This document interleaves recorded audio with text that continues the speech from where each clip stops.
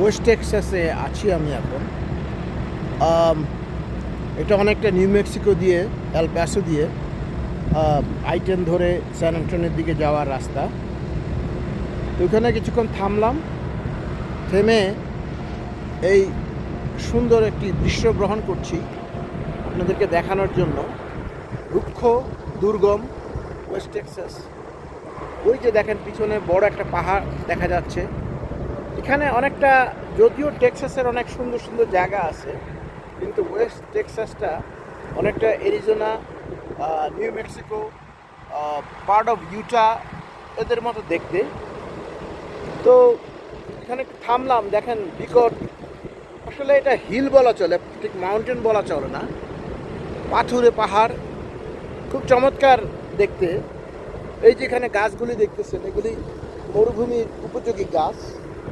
এগুলি এক কী করে যে গ্রিন আছে আমি বুঝতে পারলাম না, সাধারণত ধূসর হয়ে যায় গরমের মধ্যে।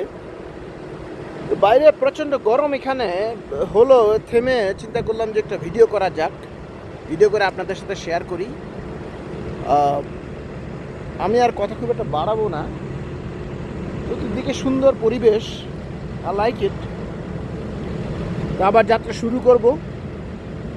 কিছুক্ষণের জন্য যাত্রা বিরতি নিলাম, একটু হাতটাকে রেস্ট দেওয়ার জন্য।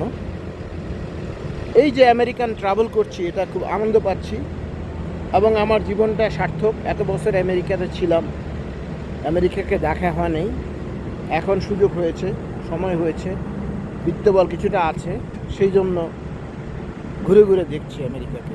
অনেক কিছু শিখেছি, অনেক কিছু জেনেছি, অনেক কিছু উপলব্ধি করেছি।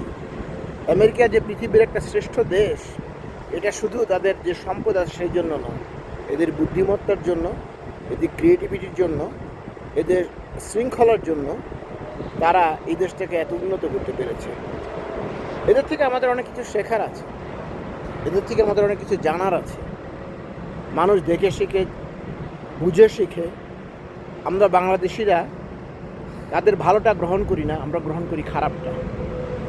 তো আমেরিকার যে চিত্র আমি তুলে ধরছি, তার থেকে শেখার চেষ্টা করবেন, বিশেষ করে তাদের roads and highways, bridge, tunnel, culverts, all these things, how they build it in a very remote and very distant and very treacherous area.